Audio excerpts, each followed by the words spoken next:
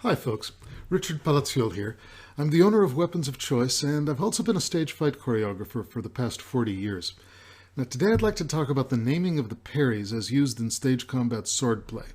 And if you're a choreographer of a stage fight, I want to suggest to you not to have your actors use them. I know, I'm in sacrilegious territory here. You disagree with me vehemently, I understand that. But take a deep breath, listen to my position, and it's just possible that in a few years you might find some of what I have to say pretty useful for your actors. Now, for those of you who are unfamiliar with what I'm addressing, let me run through the basics. Historically, swordplay in theatrical combat was taught by sport fencing instructors. Now, sport fencing is mainly a thrusting contest. When actually trying to hit someone with a sword, generally you'll have the best chance of success if you aim for the center of the torso. That's a spot roughly at the solar plexus. Knowing that, the best place to hold your own sword in defense would also be in front of that spot. From there, you're forcing your attacker to choose someplace else to attack besides dead center, and you have the shortest distance to travel to pick off any attack that comes in from any direction. With your tip pointing up, your hand can move right or left to protect the upper part of the torso, and with the tip pointing down, your hand can move right or left to protect the lower part of your torso. Now, the sword arm side of the body is referred to as the outside, by custom, and the other side is referred to as the inside. And as you can see, this neatly divides the body into quadrants. Now, we're going to take a step back in time here. Early fighting was done for actual battle, not for sport, with heavy swords, with very little thrusting. So an attack would only rarely come straight at your center. Instead, the attacks were very strong and heavy cuts, chopping basically. Therefore, your blocks had to match that chopping power coming in. So you would swing your sword in, leading with the knuckles, so you could bash right back at that incoming blade. The names of the positions of these blocks come down to us from the French. Just as in karate instruction, even today, when taught outside of Japan, it still requires its students to use the Japanese terms. Same thing happens with fencing. We use French. Now, imagine someone's attacking you with a heavy sword. 9 times out of 10, that's going to be a right-handed person, and raising the sword up to their dominant side. So the swing is going to come slightly down at you and towards your left. If you're right-handed, let's say your sword is in its scabbard on your left side. So your first and very best block is the very act of drawing out your sword, turning your knuckles toward the attack. Even if your sword doesn't make it completely out of the scabbard in time, you still have some coverage. There's the first block, protecting the left side of your body, mostly on the lower part, with your thumb pointing down. First in French is prime, so that's what we name the block to the lower inside. The next area to protect would be the lower outside, second in French, again, leading with the knuckles. Let's just go around in a circle. Tierce, or 3, protects the upper outside, and quart, or 4th, protects the upper inside. Now, neither of those 2 upper blocks are going to help much if the attack comes raining down on your head, so there's a 5th block, a very strong one, which is quinte. Notice that these first 5 blocks have one thing in common. The effectiveness of them comes from leading with the knuckles, as though you're punching the incoming attack. Can you lead with the weak side to stop an incoming cut? Well, you can try, but your chances for success are rather small. Now, for these strong blocks, the palm is either facing toward you or away from you. That's because the blade is either pointed almost straight up or straight down, since you're trying to form a strong wall to protect yourself. But civilian fencing isn't about bashing away a cut. It's mainly about deflecting an incoming thrust. So you don't need to meet each attack with the knuckles, and you can point your tip toward your attacker now, even as you defend yourself. Your palm is neither facing you nor away from you anymore, but instead it's either facing up, supine, or facing down, prone. Now you can parry or deflect instead of block. And you can use either edge of the blade, the strong knuckle side or the weaker thumb side. It really doesn't matter because it takes very little energy to deflect a thrust compared to blocking a cut. I would like to point out that even within the stage combat community, the terms block and parry are used interchangeably. That shouldn't be because they're really different actions, but that's just what's happened over time. Now, for the most part, in fencing, the sword is held with the tip pointed right at your opponent, with the palm up, or supine. This way, most of the weight of the sword, it's resting in your hand. Certainly, it can also be held with the palm down, or prone, but your hand gets tired much faster when you hold it that way. So most of the time, supine is used. For the Olympic sport of foil fencing, with only the torso as a valid target, we don't need to protect the head. So we take quinte and now use it to describe protecting the upper inside. Right, just like carte, tip up, except with the palm down. For the lower quadrants, we can now add a couple of additional defenses. Septime defends the lower inside, and octave defends the lower outside. Now, each quadrant has two possible parries to use, either with the palm up or down, supine or prone, and either leading with the knuckle edge, strong, or the thumb edge, weak. Now, please note that prime has now become a weak parry, because once we raise the tip, we now use the weak edge, the thumb edge, instead of the knuckle edge. Septime, with the palm up and the tip down, is the stronger parry of the two. Now, all of this is fine for fencing, but we run into a couple of problems in stage combat. First, we attack the head all the time, so we have to take back quinte as a block for that vertical head cut. Secondly, we want to add another head parry, but with the palm facing in. This is really for looks and for a few transition moves. But for some reason, we're only allowed to count up to 8, so we call that new parry 5A. It's known as the picture frame parry or the TV parry. And third, we really hate to give up that strong thumb down prime. Septime should be the strong block to that quadrant, but when you try it, it doesn't really feel all that strong when a heavy cut comes in. So we're going to have prime go back to its original heavy sword blocking shape with the hand in goofination, thumb pointing down. So, for stage combat, here's where we stand. This is what is taught and what actor combatants are expected to learn and use. When you look at your partners, these are their available parries.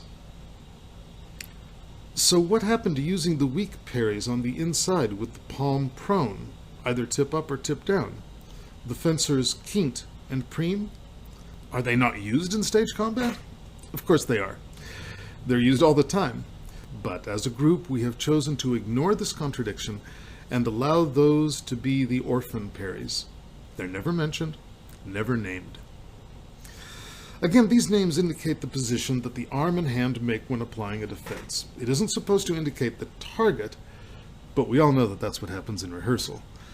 Fighters call out the French names because that's how they're taught the fight, and even the choreographers will refer to the attack points with the corresponding defense names. So everyone starts memorizing the targets by the same French names. There's no harm in that, right? Well, what if one of your fighters is left-handed? Now you have a different inside and outside.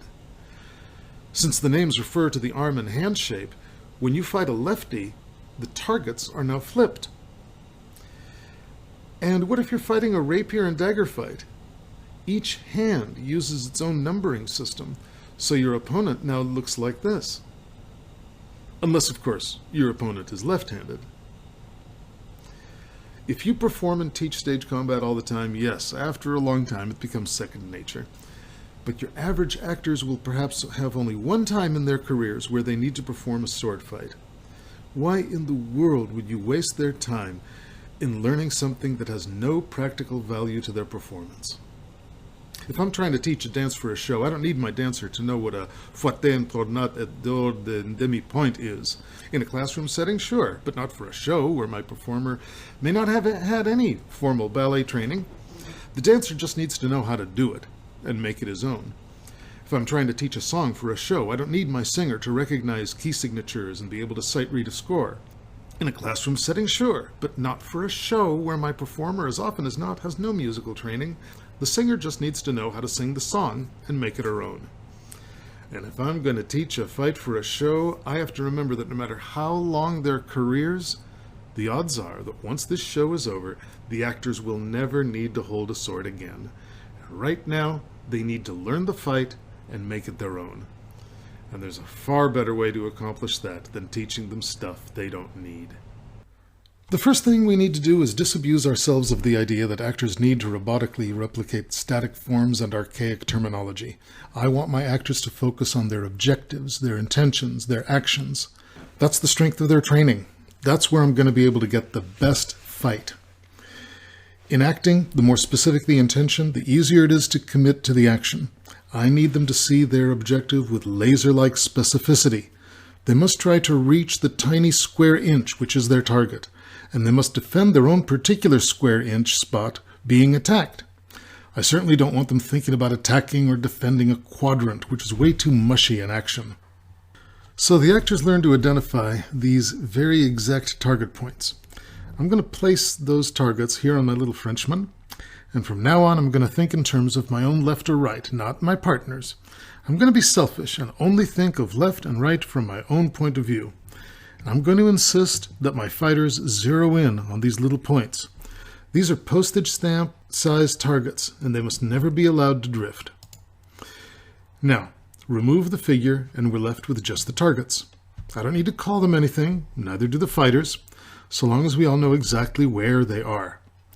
And now I'm going to overlay a little schematic borrowed and modified from the London School of Dramatic Art.